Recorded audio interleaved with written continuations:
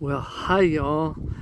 I am so happy to be here at San Pedro Park today, Sunday. The First United Methodist Church of Redondo Beach is having a picnic here. We are celebrating Earth Day, but we are also here to help with a special project of planting seeds.